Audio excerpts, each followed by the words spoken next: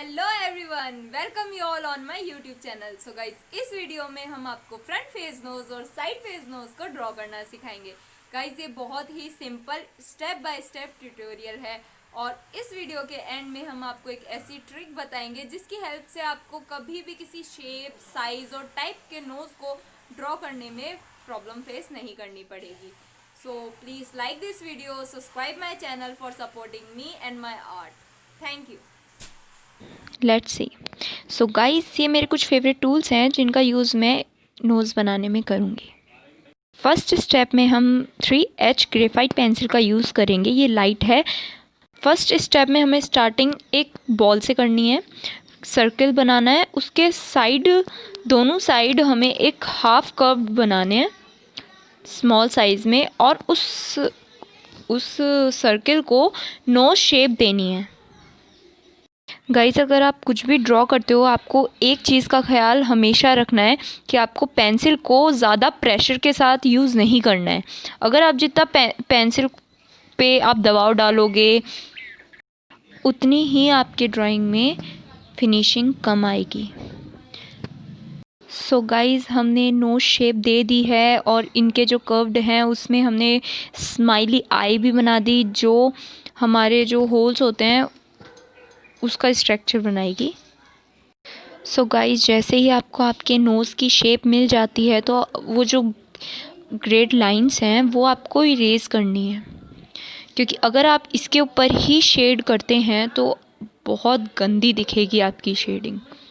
और नोज़ के जो टॉप हाईलाइट पार्ट होते हैं उनको छोड़ के हमें जो उसके अराउंड जितना भी पार्ट है जो डार्क होता है उसको हमें शेडिंग शुरू करनी है, और बहुत ही हल्के हाथ से ये शेडिंग करनी है। अगर आप प्रेशर यूज़ करोगे तो वही है, आपकी जो ड्राइंग है वो बहुत ख़राब हो जाएगी, बहुत गंदी दिखेगी, पेपर ख़राब हो जाएगा जिसकी वजह से थोड़ा मैसी मैसी दिखेगा। तो प्लीज़ हल्के हाथ का यूज़ कीजिएगा,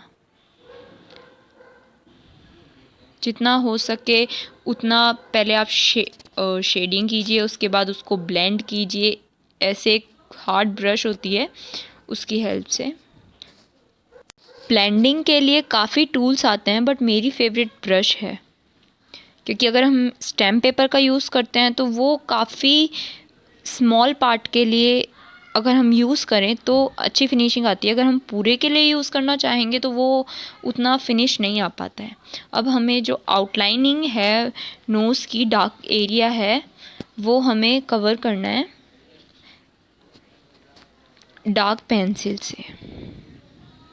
इस नोज़ के जो डार्क एरिया है उनकी वैल्यू हमें धीरे धीरे बढ़ानी है। अगर हम एक साथ बढ़ाने की कोशिश करेंगे तो उतनी अच्छी फिनिश, उतना अच्छा लुक, हाईलाइट होता हुआ नोज़ नहीं बनेगा और वो नोज़ इतना रियलिस्टिक भी नहीं लग पाएगा। तो हमें धीरे धीरे, स्टेप बाय स्टेप, पेशेंस के साथ ड्राइंग करनी है, स्केच बनाना है। सो आप देख सकते हो जो इसका मिडल पार्ट है हम उसको ज़्यादा डार्क कर रहे हैं, उसकी वैल्यू बढ़ा रहे हैं, क्योंकि ये जो शेप है नोज़ की इस टाइप की होती है कि जो पॉइंट होता है हमारे टॉप वाला वो हाईलाइट होता है, और उसके जो आसपास है उसकी उस हाईलाइट की वजह से वो आसपास की जो वैल्यू है वो बढ़ जाती है, इसलिए वो डार्क दिखती है। गाइस, इसके साथ साथ हमें इसको ब्लेंड भी करते रहना है। एक तरह से कहा जाए तो हमें इसके ऊपर लेयर पे लेयर चढ़ानी है, लेयर चढ़ानी है, फिर ब्लेंड करनी है। डार्क एरिया पे लेयर चढ़ानी है, ब्लेंड करनी है, पर हाईलाइट पार्ट का ध्यान रखना है, कहीं ऐसा ना हो कि सब कुछ ब्लैक ही हो जाए। वैसे भी अगर हम किसी पॉइंट के आसपास शेडिंग कर देते हैं तो वो पॉइंट बहुत उभर के आता है। एक तरह से कहा जाए तो वो लुक 3D वाला हो जाता है, 3D लुक आता है कि हाँ भाई उभरी हुई चीज़ है। तो हमें इसका ध्यान रखना है, हमें धीरे धीरे वैल्यू बढ़ानी है, उसको ब्लेंड करना है, लेयर चढ़ानी है, फिर ब्लेंड करना है, फिर लेयर चढ़ानी है, फिर ब्लेंड करना है।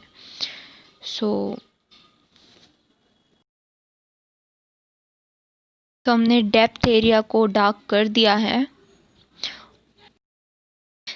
गाइस, मुझे भी बहुत प्रॉब्लम फेस करनी पड़ी थी।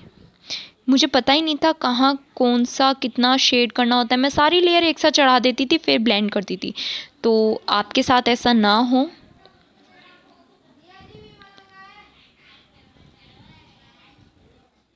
और मैंने ये जो हाईलाइट पार्ट है, जो कॉर्नर पार्ट है, उनको थोड़ा सा इरेज कर दिया, थोड़ा शाइनी बना दिया, जिससे और ज़्यादा रियलिस्टिक लुक आएगा आपके नोज़ में। देख सकते हो। अब गाइस साइड फेस नोज़ बनाना है तो हमें स्टार्टिंग वही सर्किल से करनी है। एक सर्किल थोड़ा बड़ा होगा और थोड़ा ऊपर होगा, और दूसरा सर्किल थोड़ा नीचे होगा और थोड़ा सा छोटा होगा। हमें इसके स्ट्रेट पैरेलल एक लाइन खींचनी है। थोड़ा सा जो बड़ा सर्किल है उसके साइड से थोड़ा उठा हुआ होती है जो वो लाइन, क्योंकि नोज़ की शेप कभी भी स्ट्रेट नहीं होती। ये हमें नोज़ को शेप देनी है, एक स्ट्रक्चर देना है सर्किल से होते हुए।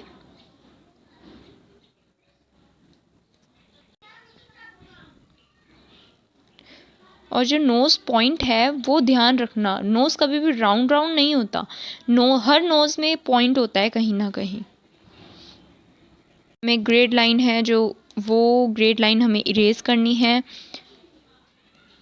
नोज़ होल्स बनाने हैं। सर्किल के टच करके दूसरे सर्किल से लेते हुए फर्स्ट सर्किल के कॉर्नर पे टच करते हुए हमें बनाना है। ये एग्जैक्ट शेप आ गई है हमारे नोज़ की। अब हमें शेडिंग शुरू करनी है। वही गाइस लाइट पेंसिल का यूज़ करना है। जो डेप्थ पार्ट है उसको फर्स्ट ऑफ ऑल आपको शेड करना है, और जो हाईलाइट पॉइंट हैं उनको आपको ऐसे ही छोड़ना है। फ़िलहाल आपको डेप्थ शेड करनी है। वही स्टेप बाय स्टेप, धीरे धीरे, लेयर पे लेयर, जिसकी वजह से आपकी ड्राइंग में रियलिस्टिक लुक आएगा। और जो डार्क पार्ट है, ब्लेंड करने के बाद जो डार्क पार्ट है आपका, उनकी वैल्यू हमें बढ़ानी है। आपको फर्स्ट लाइट 3H पेंसिल का यूज़ करना है, उसके बाद आपको सेकंड स्टेप में 2B पेंसिल का यूज़ करना है। और ये जो मैं आउटलाइन कर रही हूँ वो मैं 8B पेंसिल से कर रही हूँ। फर्स्ट ऑफ ऑल मैंने 8B पेंसिल से करूँगी, और थोड़ी देर बाद जब वो हाथ से थोड़ा स्मच हो जाएगा तो उसके बाद मैं 10B पेंसिल से उसको हल्का सा लास्ट में डार्क करूँगी, फिनिश दूँगी।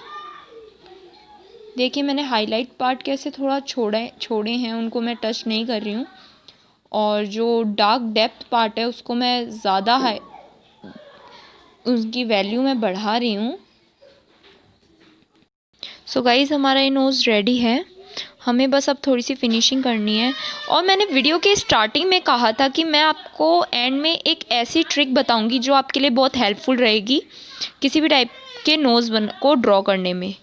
तो जैसे कि आपने पूरी वीडियो में देखा, आपको सिर्फ सर्किल के बेस पे, जो सर्किल छोटा हो बड़ा हो उनके ही बेस पे आपको नोज़ ड्रॉ करने हैं।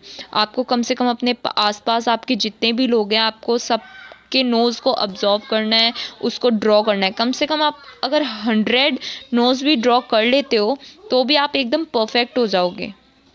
फिर आपको कोई परेशानी नहीं आएगी। आपको कैसा भी नोज़ शेप साइज़ दे दे आप आराम से ड्रॉ कर लोगे। So thank you guys.